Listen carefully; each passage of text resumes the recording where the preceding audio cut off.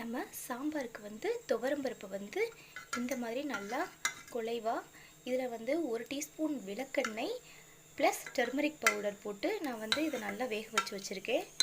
இப்போ சாம்பார் காயெல்லாம் எடுத்து வச்சுருக்கிறேன். உங்களுக்கு என்ன மாதிரி காயெல்லாம் யூஸ் பண்ணணும்னு நீங்கள் நினைக்கிறீங்களோ எல்லாம் நீங்கள் போட்டு வச்சுக்கோங்க. நான் வந்து முள்ளங்கி, பீன்ஸ், கேரட், காலிஃப்ளவர், ட்ரம்ஸ்டிக், ஒரே ஒரு தக்காளி, சின்ன வெங்காயம், சில்லி, க்ரீன் சில்லி ஒரு 3 எடுத்து வச்சுருக்கிறேன். வாங்க இனி சாம்பாருக்கு தாளிக்கலாம்.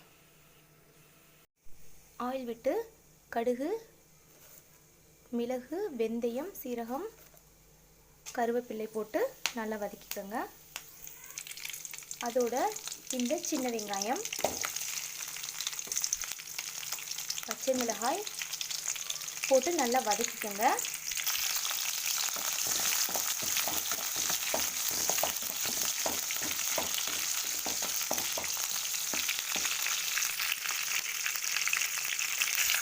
இது கூட கொஞ்சமாக பெருங்காயம் ஆட் பண்ணிக்கோங்க.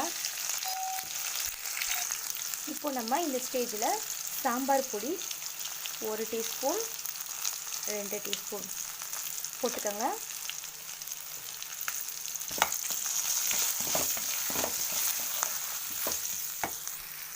அதோட டர்மரிக் பவுடர், மஞ்சள் தூள் போட்டு நல்லா கலந்து விட்டுக்கோங்க. இப்போது நம்ம கட் பண்ணி வச்சுருக்க வெஜிடபிள்ஸ் எல்லாத்தையும் ஆட் பண்ணுங்கள்.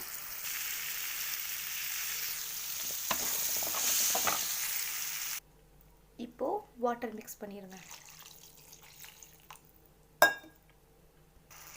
இப்போது இந்த சாம்பாருக்கு தேவையான சால்ட் ஆட் பண்ணுங்கள்.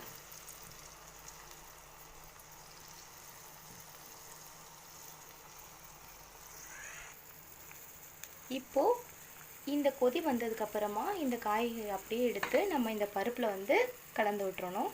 கலந்து விட்டு குக்கரை வந்து ஒரு விசில் விட்டு சிம்மில் வச்சு ஒரு 3 விசில் விட்டு ஆஃப் பண்ணிடலாம்.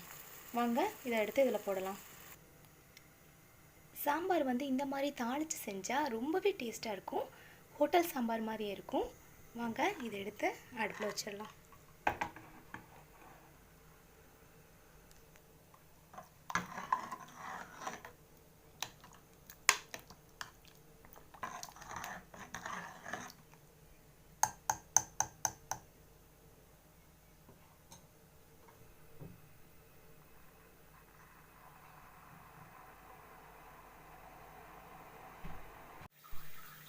இப்போது நம்மளுக்கு ஹோட்டல் ஸ்டைலில் சாம்பார் ரெடி ஆயிடுச்சு.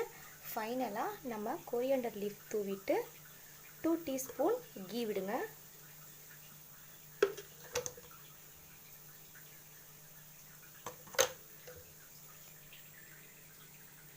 இப்போது சாம்பார் ரெடி.